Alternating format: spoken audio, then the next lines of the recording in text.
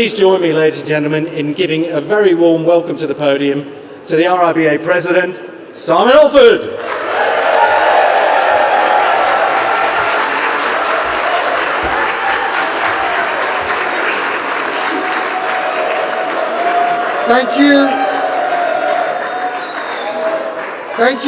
Thank you all for coming tonight. Alan gave you a big promo because it's great to have people in the building. And that is the aim, is to make this a building you want to come to often and to return. And not just you who are architects, but the whole world of construction and the public. So also a big welcome to those watching online. A bit of background, a couple of years ago I was vocal in my criticism of the RIBA. And that wasn't just for the hell of it, but because I've always valued the RIBA as a voice for architecture. However, I thought the reality was disappointing and that architecture was disappearing. Anyway, a good few people, some of you in this room, urged me to get off my soapbox and get stuck in.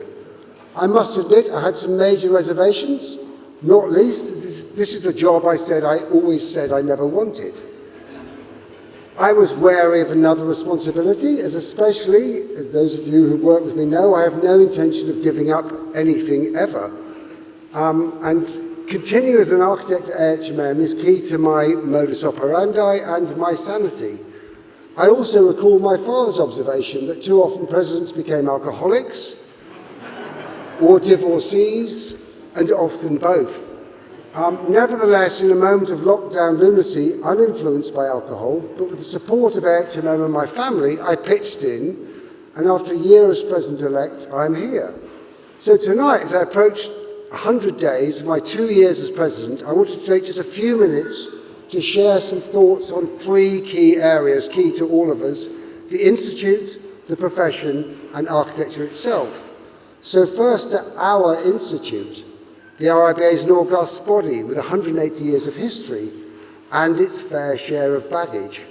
So fundamentally changing the way our institute operates when it has rules, regulations, a new constitution, a royal charter and charitable status, along with many interested and sometimes angry guardians, is like trying to change the course of a supertanker.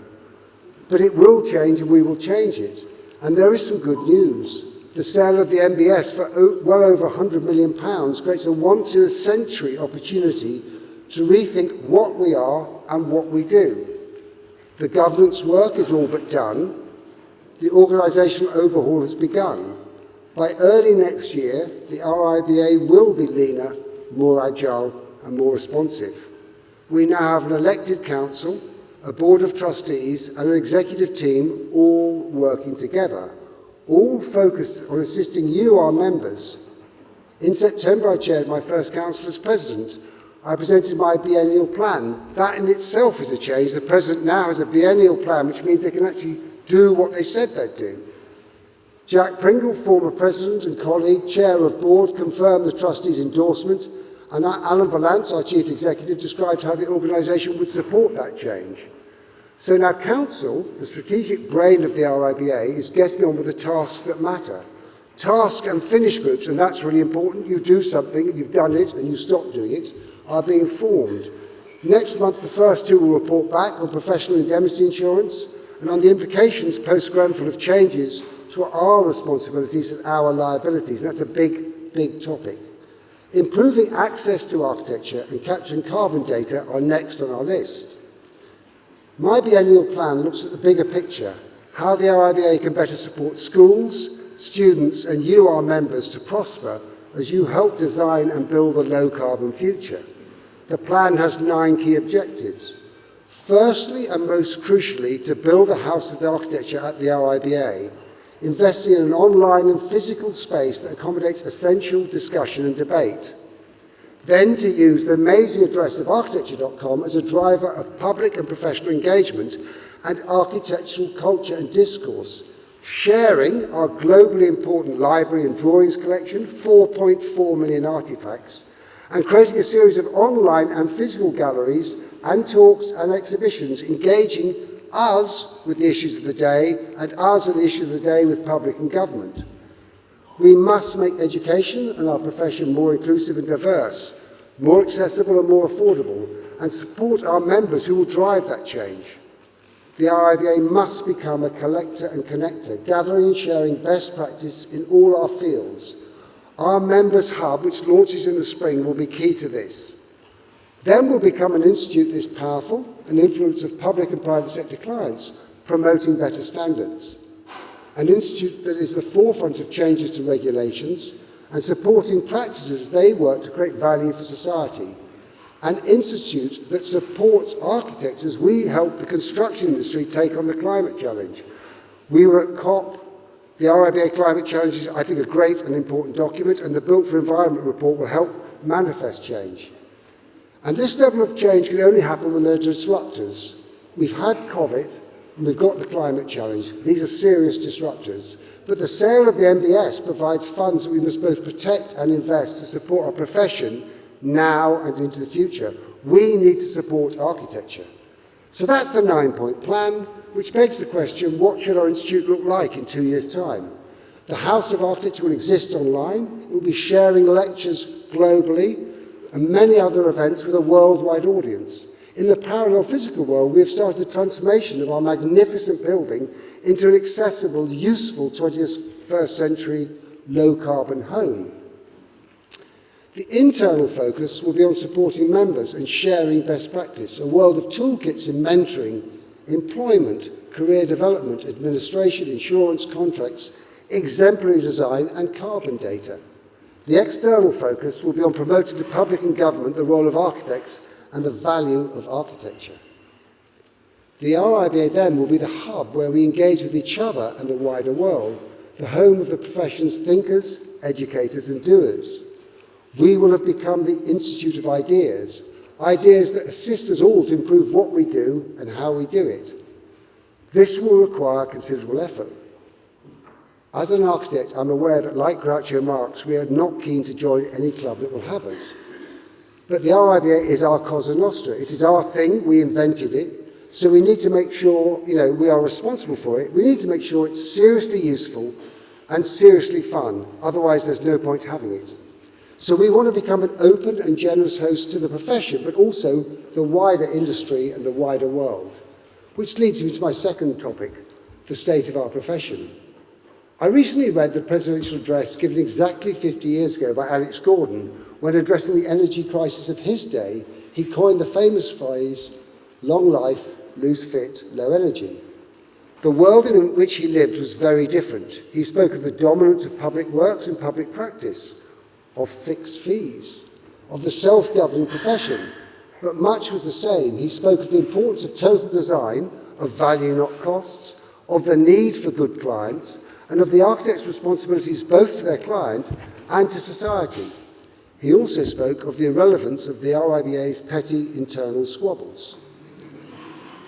Even then, in those heady days of fixed fees, he chose the title Architecture for Love or Money. A brave choice, as too often in architecture, money is too tight and too commercial a subject to mention. So please excuse me if I talk for a few moments about my experience of money. The practice which I co-founded with Jonathan, Paul and Peter has grown from 4 people to 500 and is now an employee-owned trust. And our long-held mantra has always been, we make money to make architecture. Architecture drives us, but money fuels that drive. Indeed, I would go as far to say that whilst good cash flow can but enable creativity, bad cash flow is sure to destroy it. So stronger finances for the profession are vital. They will also make our profession more attractive to future generations. They will help build a dynamic, representative profession, useful to those in the profession and to wider society. That's why I look forward to a future where the word commercial is no longer derogatory. We all know there's no quick fix, but much great work is being done. I support the classic degree and diploma course, which, like many of you, I studied. I'm keen on the new disruptor schools, such as the London School of Architecture, where I'm a trustee. I also learned much from teaching at Harvard's Graduate School of Design, which offers a conversion course into architecture. I'm very excited that apprenticeships, which must learn from the failings of the historical model of the articled assistant, offer a fourth way in. There's now a landscape of choice, one where the artificial barriers between institute, practice and academe are blurred and may even disappear. Looking ahead, we must also welcome back the architectural diaspora, those who studied but work elsewhere, be it in construction or film, government or artificial intelligence. We all know of the many different paths our friends have taken, but all declare that they are still acting as architects, in that they understand context, they define the essential challenge, and then redefine constraint as the driver of invention. They've not left architecture, but they've left our building. Which brings me to my third topic, the state of architecture. The world is adjusting to a major shock, and we're creeping back to the new normal. Tonight is the new normal. First, the Grenfell tragedy exposed the urgent and serious need for the reform of our industry. Second, COVID knocked the whole world sideways, but it also gave us time to think and reflect. The world stopped, it was different. And that also gave us that third warning that the consuming focus on the immediate, immense and long-term planetary challenge was absolutely vital. On that challenge, Darwin wrote, "The species that survives is the one that is best able to adapt to and to adjust best to the changing environment in which it finds itself." Accordingly, our world of architecture and infrastructure must adapt, and fast. 38% of the world's CO2 emissions are the responsibility of the built environment. As we adapt, we can therefore also have a hugely beneficial impact. Of course, this is not our project. We must collaborate with the wider world of clients, consultants, contractors, manufacturers, regulators, the public, government, planners, to make sure that all projects demonstrate the standards that can be achieved and the standards that actually must be achieved, and fast. This involves radically altering the way we inhabit the ecosystem of our planet. This is a global challenge, and we are a global institute, and we are well positioned to help lead that challenge so that the UK's new green economy also helps drive the greater design project that Buckminster Fuller described in 1969 in the most brilliant way as the operating manual for Spaceship Earth. What does this mean in practice? Retrofit, which I prefer to call reinvention, will play an ever more important part. This is not a new idea. We're only rediscovering the long history of the cradle-to-cradle husbandry of resources, a history that reminds us that our current pursuit of an appropriately serviced architecture is simply correcting a 20th century aberration. The structural frame freed us from the supposed tyranny of the load-bearing facade. Solar load was addressed by the energy-hungry chiller, and then the brise-soleil. Architecture became delightfully transparent and aesthetically daring. But we've gone full circle, and the frame that was supposed to be our liberator became our facade.